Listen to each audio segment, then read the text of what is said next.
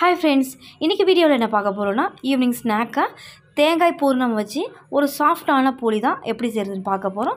நம்ம வீடியோக்குள்ள போறதுக்கு முன்னாடி என்னோட சேனலை ஃபர்ஸ்ட் டைம் பார்க்குற வியூவர்ஸா இருந்தீங்கன்னா என்னோட சேனலை சப்ஸ்கிரைப் பண்ணிக்கோங்க. வாங்க இப்போ எப்படி செய்யறதுன்னு பார்க்கலாம்.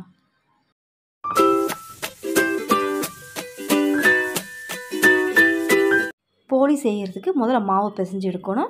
1 கப் அளவுக்கு மைதா நல்லா சலிச்சிட்டு சேர்த்துக்கிறேன்.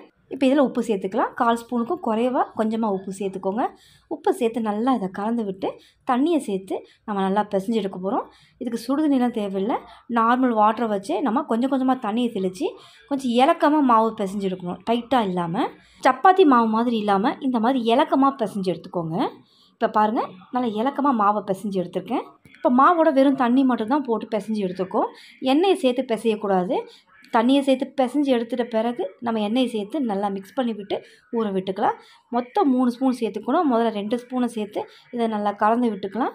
நல்லா கலந்து விட்டு ஊற வைக்க போகும்போது மேலே நல்லா 1 ஸ்பூன் அளவுக்கு எண்ணெயை சேர்த்து நல்லா ஊற விட்டுக்கலாம். இப்போ எண்ணெயை சேர்த்துட்டு இதை நல்லா பிசைஞ்சு எடுத்துக்கலாம். போலி நல்லா கலர் கொடுக்கறதுக்காக 1/4 ஸ்பூன் அளவுக்கு மஞ்சள் பொடியை சேர்த்து நல்லா பிசைஞ்சு விட்டுக்கிறேன். நீங்கள் மாவோட உப்பு சேர்க்கும் போது இந்த மஞ்சள் பொடியும் சேர்த்து பிசைஞ்சிக்கோங்க. நான் மறந்துட்டேன், அதனால் இப்போ போட்டு பிசைஞ்சு எடுத்துக்கிறேன். நம்ம சேர்த்த எண்ணெய் பாருங்கள், இந்த மாவு நல்லா இழுத்துருக்கு. இப்போ இதுக்கு மேலே திரும்பவும் நம்ம 1 ஸ்பூன் அளவுக்கு எண்ணெயை சேர்த்து மேலே நல்லா இதை அப்ளை பண்ணி விட்டு 1 ஹவருக்கு இதை அப்படியே ரெஸ்ட்டில் விட்டுருங்க. இது நல்லா ஊறி வரட்டும். நம்ம பூரணத்தை ரெடி பண்ணி வச்சுக்கலாம்.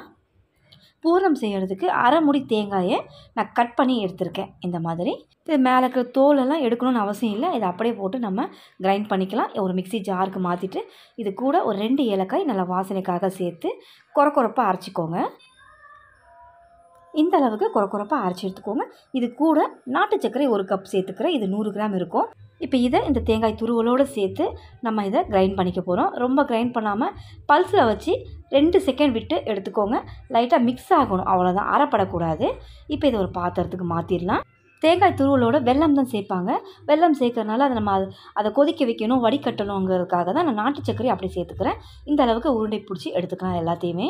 இப்போ மாவு ஊறி இருக்காங்கிறத பார்க்கலாம். மாவு 1 ஹவர் ஊற விட்டுருக்கோம். பாருங்கள் மாவு எந்த அளவுக்கு இலக்கம் கொடுத்துருக்குன்னு. அந்த எண்ணெயோடு சேர்த்து ஊற வைக்கும்போது மாவு இந்த அளவுக்கு இலக்கமாக இருக்கணும். 7 உருண்டைக்கு பூர்ணம் பிடிச்சிருக்கோம். அதே 7 உருண்டைக்கு மாவும் சரியாக இருக்கும். இப்போ இதை நல்லா உருண்டை பிடிச்சிட்டு இதை லைட்டாக தட்டிட்டு உள்ளே பூரணத்தை வச்சு தட்ட வேண்டியதுதான். அதுக்கு வாழை இலை அப்படின்னா பிளாஸ்டிக் கவர் எடுத்துக்கோங்க. நான் வாழை இலையில் கொஞ்சமாக எண்ணெய் சேர்த்துட்டு ஃபுல்லாக இதை அப்ளை பண்ணி விட்டு அந்த உருண்டையை நம்ம லைட்டாக தட்ட போகிறோம். முதல்ல தட்டிட்டு இதுக்குள்ளார நம்ம பூரணத்தை வச்சுருவோம். இந்த அளவுக்கு நல்லா தட்டிட்டு உள்ள பூரணத்தை வச்சு இந்த மாவை வச்சு க்ளோஸ் பண்ணுங்கள். பூர்ணம் வெளியில் தெரியாத அளவுக்கு மாவை நல்லா க்ளோஸ் பண்ணிவிட்டு நம்ம எக்ஸஸாக இருக்கிற மாவை எடுத்துடணும். பாருங்கள், இந்த அளவுக்கு எனக்கு எக்ஸஸாக இருக்குது மாவு. இந்த மாவை எடுத்துருங்க. இந்த மாவோடு நம்ம தட்டினோம் அப்படின்னா ரொம்ப கனமாக வரும் போலி. இதை எடுத்துட்டு நம்ம தட்டினோன்னா நல்லா நைஸாக கிடைக்கும். பூர்ணம் வச்சு மாவை ஃபில் பண்ணியாச்சு. இப்போ இதை தட்டிக்கலாம். லைட்டாக கையில் எண்ணெயை அப்ளை பண்ணிட்டு தட்டுங்க. தட்டுறதுக்கு ஈஸியாக வரும்.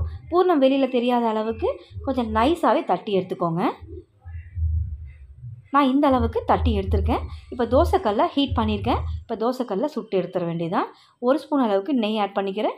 இதை அப்படியே வாழை இலையோடு அப்படியே கவுத்திட்டு நம்ம லைட்டாக இந்த மாதிரி மாவை எடுத்து விட்டோன்னா அழகாக அது பிரிஞ்சு வந்துடும் வாழை இலையிலேருந்து. இப்போ மிதமான தீயில் வச்சு 2 பக்கம் நல்லா திருப்பி விட்டு இதை நல்லா வேக விடுங்க. லைட்டாக கலர் மாறி வந்ததும் இதை எடுத்துடலாம். போலி மாவை பக்குவமாக பிசைஞ்சு ஊற விட்டு எடுத்து செஞ்சிங்கன்னா தான் சாஃப்டாக வரும். இந்த மெத்தடில் நீங்களும் ட்ரை பண்ணுங்கள். இந்த வீடியோ பிடிச்சிருந்தால் என்னோடய சேனலை சப்ஸ்கிரைப் பண்ணுங்கள். ரொம்பவும் பிடிச்சிருந்தால் லைக் ஷேர் பண்ணுங்கள். தேங்க்ஸ் ஃபார் வாட்சிங்.